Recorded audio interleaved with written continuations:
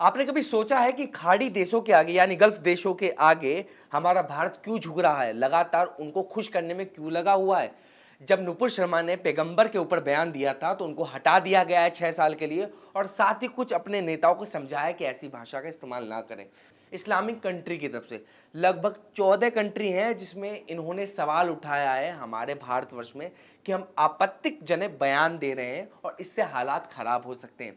इसी को देखते हुए भारतवर्ष में जो मौजूदा सरकार है, जिसके मौजूदा सरकार में जिसने बयान दिया उसको हटा दिया गया। और क्यों निर्भर है हम खाड़ी देश पर, इस पर बात कर लेते हैं। तो आपको बताते हैं कि ऑयल और गैस जिससे आपका वाहन चलता है, मेरा वाहन चलता है। मैं ऑफिस में पहुंचने के लिए ऑयल का इस्तेमाल करता हूं, उड़ के तो मैं बिल्कुल नहीं आता। अगर मैं ऑटो से भी आऊंगा तो उसमें गैस का इस्तेमाल होता है। एलपीजी समझ लीजिए, सीएनजी समझ लीजिए, किसी भी तरह से इस्तेमाल कर लीजिए। आप इधर से उधर अभी जा रहे हैं तो बैलगाड़ी का इस्तेमाल तो कर नहीं रहे होंगे, आप कर रहे होंगे तो गाड़ियों का इस्तेमाल कर रहे होंगे जो ऑयल यानी ईंधन से चलता है, और ईंधन हम दूसरों पर निर्भर करते हैं। आपको बता दें कि लगभग 84% जो जरूरत की ऑयल है हम इंपोर्ट करते हैं और बाहर देशों से, और सिर्फ 16% जो ऑयल है वो अपने देश में खुद बनाते हैं। ये कहाँ बनते हैं? महाराष्ट्र में है, असम में है, राजस्थान में। इन जगह हमारा थोड़ा बहुत ऑयल मिलता है, पर उतने में तो काम हो नहीं पाएगा बाबा, हमें तो बाहर से खरीदना पड़ेगा, क्योंकि ज़रूरत है भैया, हमारा देश तरक्की कर रहा, और तरक्की की तेज़ रफ्तार को पहुंचाने के लिए ऑयल की ज़रूरत पड़ती है।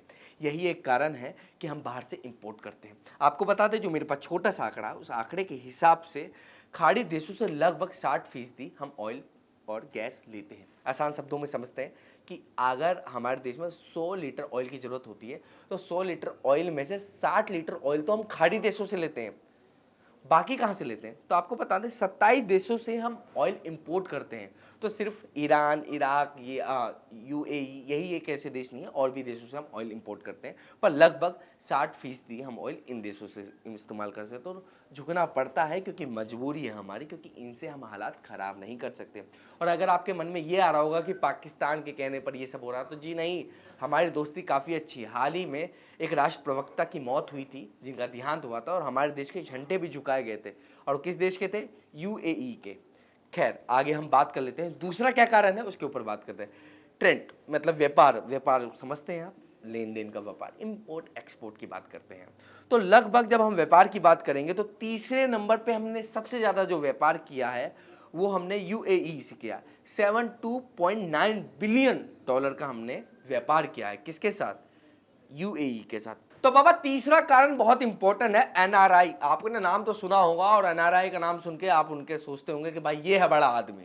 तो आपको बता दें कि एनआरआई का भी बहुत बड़ा योगदान है, या फिर भारत के जो लोग कामगार करने जाते हैं दूसरे देश में, उसका भी ख्याल रखना पड़ता है। अब सोचिए कि जब हम उत्तर प्रदेश और बिहार की बात करें, वो महाराष्ट्र में जाते हैं काम करने के लिए, तो कभी कभार उनकी भी थू थू हो जाती है। कहते हैं यार ये तो बिहार, ये इसको काम मत दो, इसको तो ये तो यूपी का है, इसको काम मत दो, अपने देश वाले को काम दो।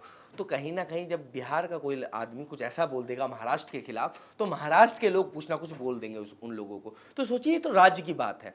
जब हमारे कुछ देश के लोग जब वहाँ काम कर रहे होंगे तो कुछ ना कुछ सवाल उठेगा। कितने लोग काम करते हैं जरा हम आपको बता दें। इस सरकार के आंकड़े बता रहे हैं, मैं हवा में कुछ नहीं बताऊंगा आपको, क्योंकि हवा में बातें कहीं ना कहीं इधर से उधर फैल जाते हैं, इसलिए रिटर्न का डाटा काफ़ी इंपॉर्टेंट होता है। आपको बता दें 13.4 मिलियन लोग हमारे देश को छोड़कर कहीं बाहर काम करते हैं, जैसे कि नागरिकता उनकी यहाँ की है और काम बाहर कर रहे हैं। अब मिलियन से आप क्या समझते हैं? आपको बता दें 1 मिलियन यानी 10 लाख, इसलिए शॉर्ट फॉर्म में आपको बता रहे हैं क्योंकि आंकड़ा इसी तरह हमारे पास मेंशन है। तो मिलियन यानी 10 लाख। तो 13.4 मिलियन लोग बाहर देश में काम करते हैं, और उनका भी ख्याल रखना हमारे देश के लिए जरूरी है। और लगभग 3.2 मिलियन लोग हमारे देश के ही हैं, पर नागरिकता वहीं की ले लिए जहां वो काम कर रहे हैं। पर कहीं ना कहीं कहा तो जाएगा कि वो भारतवर्ष के ही हैं, क्योंकि शकल आप चेंज कर नहीं सकते हैं। तो नागरिकता बेशक वहां की ले लिए, पर सवाल जब उठेंगे तो उनके ऊपर भी खतरा मंडराता है, इसलिए भारत थोड़ा सा शांत है। अब ये आंकड़े जो हमने बताए हैं, इसको हम थोड़ा सा आपको और बता देते हैं। 13.4 मिलियन बताया आपको हमने, वही 13.4 मिलियन में से 7 मिलियन लोग हैं वो जो खुद खाड़ी देशों में रहते हैं, यानी यूएई में 3.4 मिलियन, और सऊदी अरब में 2.6 मिलियन, और कुवैत में 1.3 मिलियन लोग रहते हैं। तो सोचिए, खाड़ी देशों में हमारे इतने भारतीय नागरिक रहते हैं, इसलिए भारत को उनकी सुरक्षा का भी ख्याल रखना पड़ता है, और इसलिए जो ये बयानबाजी चल रही है इसको शांत करने के लिए बात चल रही है। मैं फिर आपको बता रहा हूँ कि हमारे हालात और हमारे जो उन खाड़ी देशों से दोस्ती है काफ़ी अच्छी और काफ़ी पुरानी है। इसीलिए उनकी बात को हम समझते हैं, इसलिए नहीं कि भारत डर रहा है इसलिए झुक रहा है। जब भारत के लोग बाहर जाएंगे या फिर आप भी कहीं बाहर जाएंगे तो कितना पैसा वापस घर भेजते हैं। सपोज करिए कि कुछ लोग ऐसे होते हैं जो बिहार, उत्तर प्रदेश या महाराष्ट्र कहीं से भी एक राज्य से दूसरे राज्य जाते हैं कमाने और अपने घर वालों को पैसा भेजते हैं। और पैसा भेजते हैं तो यानी कि जब भारत के बाहर कुछ लोग काम करने जाएंगे, वो भारत में जब पैसा भेजेंगे तो कहीं ना कहीं भारत में खर्च होगा। तो इनडायरेक्टली कहीं ना कहीं भारत में जब पैसा खर्च हो रहा है तो ग्रोथ भारत का हो रहा है।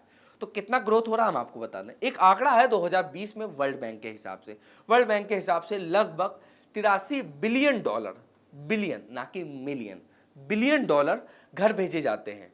इसमें से आपको बता दें खाड़ी देश से खुद 40 मिलियन डॉलर आता है।